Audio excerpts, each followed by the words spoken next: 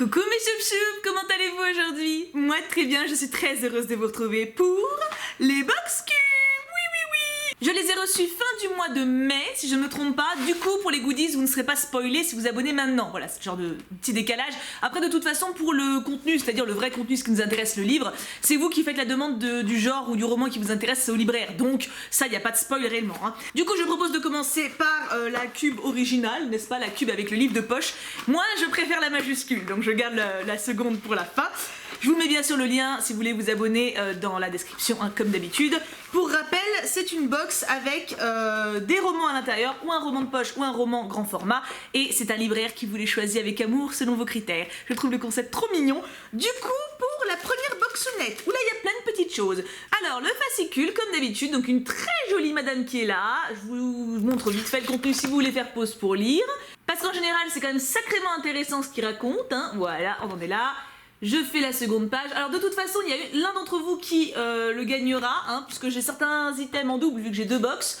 Donc je ferai comme d'habitude gagner ce que j'ai en double dans la description avec un petit formulaire. Vous n'aurez qu'à aller voir ça à la fin de la vidéo, je vous en reparlerai.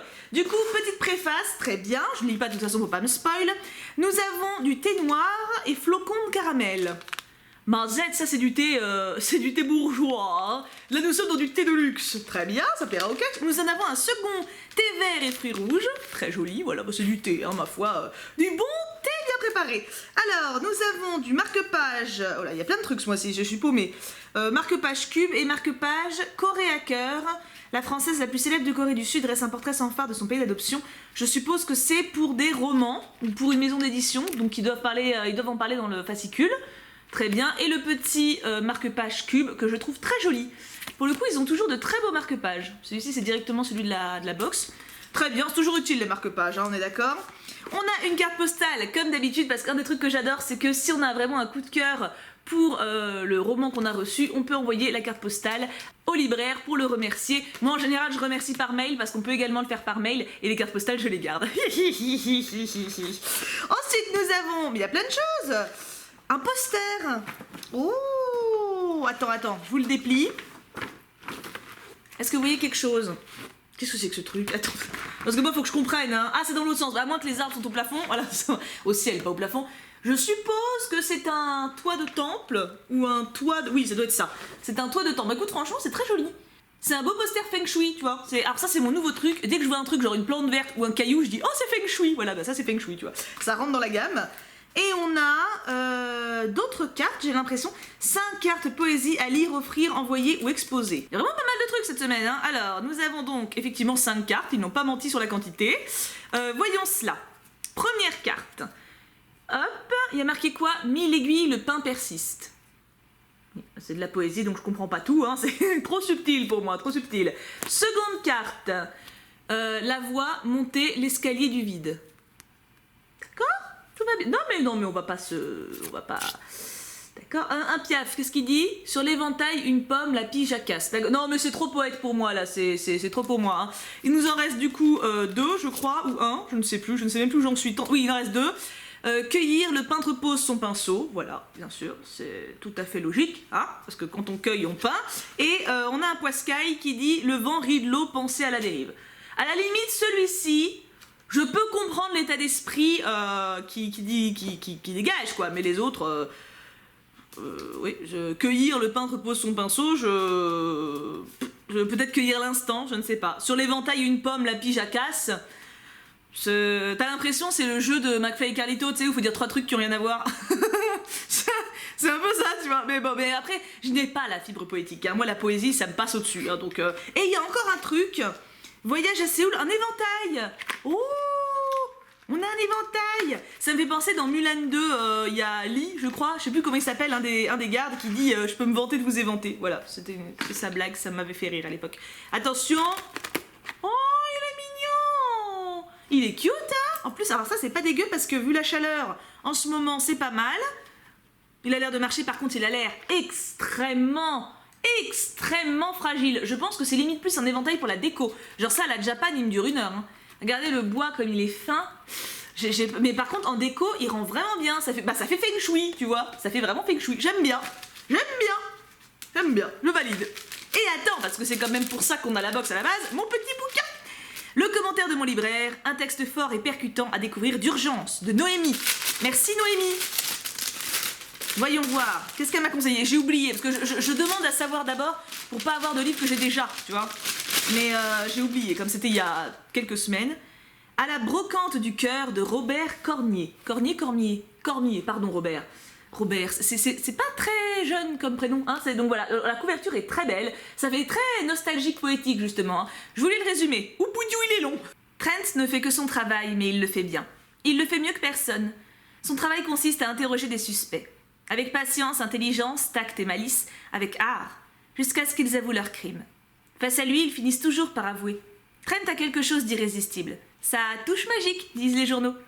Ce jour-là, le crime est particulièrement horrible et la récompense promise à Trent particulièrement désirable. Quitter enfin son bled pourri du Vermont, faire carrière. Le petit-fils du sénateur Gibbons était en CE2 avec Alice, la victime. 7 ans. La ville a besoin d'une arrestation. Les familles sont bouleversées. Écrivez vous-même l'addition, je tiens toujours mes promesses, dit le sénateur. La police a mis la main sur Jason, 12 ans, qui a passé l'après-midi à faire un puzzle avec Alice. C'est un garçon original, maladroit, timide, violent à 16 heures. Très observateur, épris de justice. Un marginal, donc. Le seul problème, c'est qu'il nie. Trent se met au travail. Et il y a un petit commentaire en dessous. C'est un texte très fort et sans concession, noir jusqu'au bout avec un terrible retournement final du grand art. Alors, je me rappelle pas du tout qu'on m'ait proposé ça, parce que en général, tout ce qui est policier, moi je prends pas parce que ça m'angoisse et ça me fait faire des cauchemars. Mais je crois me souvenir qu'en fait, il y a eu 2 suggestions le mois dernier, et que le premier je l'avais déjà, et le second aussi, je crois d'ailleurs. Donc du coup, le troisième, j'ai pas... J'ai dit oui sans trop regarder, j'ai juste vu que je l'avais pas, donc j'ai pas cherché plus loin. J'avais pas vu que c'était un policier. Par contre, il a l'air sacrément bien. Il a l'air sacrément intéressant. Le prix est de 6,80 pour ceux qui veulent savoir. Alors je le lirai, hein, mais par contre, j'ai peur de m'angoisser. J'ai peur de mal le vivre. Suspense intense. En tout cas, il a l'air très très intéressant et effectivement bien glauque. Ce qui est bien, c'est qu'il est court. Donc ça, je pense qu'en une après-midi, je le bouffe sans problème. Hein. Oui, sans problème. C'est un jeunesse ou pas? Medium poche. Je pense pas que ce soit un jeunesse. Hein. Je vous montre les références. Écoutez, pourquoi pas. J'ai hâte de lire et peur en même temps. C'est assez paradoxal, je le reconnais. Du coup, le deuxième, la Q majuscule. Découvrons cela. Alors, on a à peu près les mêmes goodies, hein. Donc, ce mois-ci, ce que je vais vous faire gagner... Alors, attends. J'ai cette carte-là, mais moi, je l'ai déjà reçue, donc je vais vous la donner. La préface, que du coup, j'ai en double, je vous la donne également. Le lot des 5 cartes poétiques très perchées, c'est pour vous aussi. Et je vais également vous mettre les marque-pages, parce qu'ils c'est les mêmes que dans la box d'à côté. Donc ça, je vous le fais gagner. Il n'y a pas de petit fascicule ce mois-ci en plus, mais il y a le lot des cartes qui est quand même pas mal. C'est du beau papier, vous savez bien, papier glace et tout.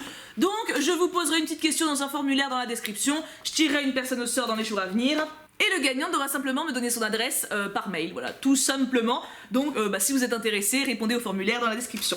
On a également un petit sachet de thé, voilà. Bon ça je vais le garder, vous m'en voudrez pas, hein, c'est pour le Cux. Et à la framboise, thé blanc et framboise, ma foi, pourquoi pas. Et le grand format, mon bouquin. Il y a beaucoup moins de goodies dans le grand format. Hein. Et il y a juste marqué belle lecture de Priscilla. Bah merci Priscilla. Que 2 meufs, hein, 2 meufs ce mois-ci. Alors, qu'est-ce qu'on a? Les nuages de Magellan, de Estelle Faye. J'ai toujours du mal avec les noms de famille, c'est pas instinctif chez moi de savoir comment ça se prononce. Alors je dirais que c'est du jeunesse ou du young adulte, vu le... ou de la... je ne sais pas en fait, j'en sais rien, on va voir ça, voyons le descriptif. Sur un coup, Damien Sabre, le leader des pilotes, veut renouer avec les rêves d'aventure jadis offerts par l'espace. Il exige des compagnies qu'elles redonnent aux spatiaux la liberté du mouvement qui leur est désormais refusée.